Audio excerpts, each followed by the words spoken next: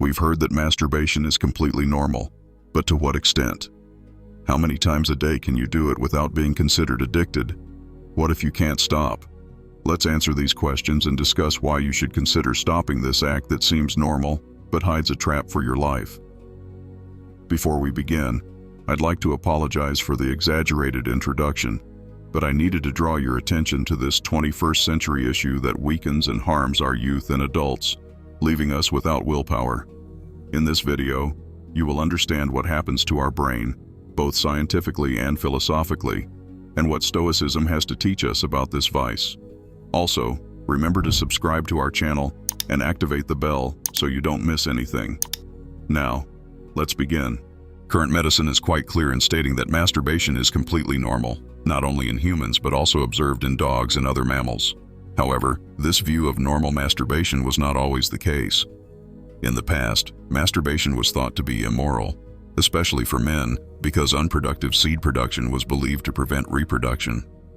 In the case of women, it was thought that masturbation could distance them from men by finding pleasure on their own, without assistance. To this moral burden was added the physical burden, claiming that masturbation caused diseases, making it inadvisable to practice at all.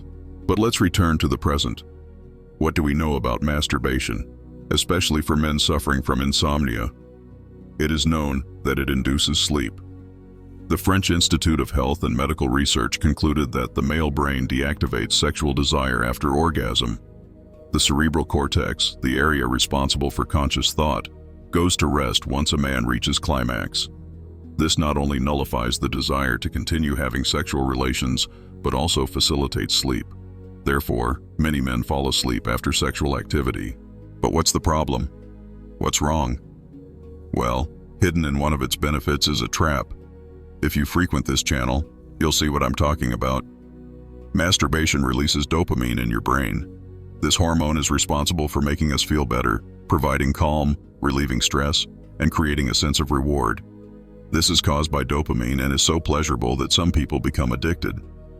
The Diagnostic and Statistical Manual of Mental Disorders includes hypersexuality disorder, classifying excessive masturbation under the category of obsessive-compulsive disorder, another vice that leads to mental and familial destruction. In many cases, you won't be able to control yourself, becoming a slave to your own desires, a victim of lack of control, thus seeking relationships with prostitutes, sex with multiple partners, and, as we saw in a previous video, excessive consumption of pornography. These are ways that a dopamine-saturated brain finds to obtain pleasure. Pay attention. Addiction to masturbation stems from chemicals released in the brain. As our brain adapts to the release of these chemicals, it feels the need to continually find the triggers that generated the stimulation. Your brain will start asking for more and more dopamine to achieve the same pleasure it had the first time, making you always have to keep looking for ways to masturbate again. This reaches an exaggerated point when your brain realizes that the release of dopamine is excessive and begins to block receptors in an attempt to stop you. As a result, the person engages in the pleasurable act, in this case, masturbation, but gains nothing, which frustrates them even more than they already were. Excessively masturbating to satisfy that hunger for pleasure is exactly what a smoker who never stops, someone who eats chocolate until vomiting, or even an alcoholic does. At this point, you must be wondering what Stoicism has to do with this. The Stoics, Seneca, Marcus Aurelius, and Epictetus, masters of self-control and wisdom, address the view of pleasure and lust from a unique perspective.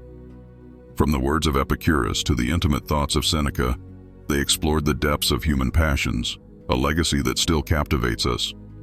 For the Stoics, masturbation was not just a quest for carnal satisfaction, but an opportunity to explore the limits of the body and mind. They saw it as an exercise in self-awareness and a path to true freedom. In their philosophy, mastery over worldly passions and pleasures was a conquest that elevated the human spirit. Epicurus asserted that it is not the pursuit of pleasure, but self-control, that distinguishes a good man. In this context, the ability to enjoy pleasure while understanding and containing it makes a difference in someone who has reached a higher level of self-awareness. Instead of being slaves to our desires, we must be their masters. As Seneca reminds us with his philosophical perspective, Stoic reflection on masturbation is not simply about repression, but about deep understanding and self-mastery. This translates into the ability to direct our emotions toward a journey of conscious self-exploration. It resides not only in momentary satisfaction, but in understanding, accepting, and embracing our deepest inclinations.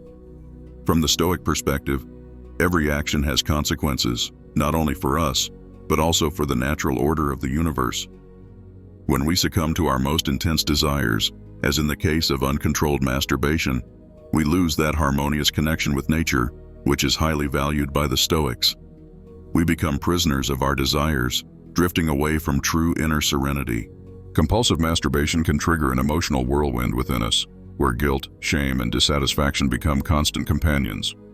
The Stoics teach us to control our intense emotions through introspection and self-regulation. By consciously facing our emotions, we learn to manage them in a healthy and constructive manner. However, the Stoics encourage us to find inner peace within ourselves. True satisfaction lies in our self-mastery and our ability to find joy in what is simple and virtuous. Allow me to share a personal, inspirational story. I know someone who used to struggle with compulsive masturbation, seeking momentary refuge and pleasure, but facing an emotional storm after each act. By immersing themselves in Stoic teachings and practicing self-control and self-regulation, this person underwent a profound transformation. They learned to confront their desires and emotions consciously, finding true joy in self-control. They now live a life of inner peace and authenticity, free from the slavery of momentary desires. True satisfaction comes from living in accordance with our deepest principles and values. When we yield to fleeting desires, we lose sight of what we truly value in life. Compulsive masturbation can distance us from our noblest purposes and veer us away from the true happiness found in virtue and inner peace. By practicing meditation and mindfulness, we can promote the mental serenity needed to resist temptations and face our emotions healthily. This compulsion becomes an obstacle to mental serenity, dragging us into regrets and steering us away from the peaceful state found in self-control and moderation. My friend, what are you doing with your life? Do you think sitting at home, watching those videos, and taking pleasure with your hands can make you confident and successful? Do you think that after wasting your time and energy on those distractions, you can attract women? Or if you're a woman, do you think you can attract men? No, never. So, my friend, think wisely. I want you to write in the comments that I am a powerful person. I have control over my mind. I choose to do what motivates me. I choose to do what improves me. Thanks for staying with me. You can like the video and subscribe for more.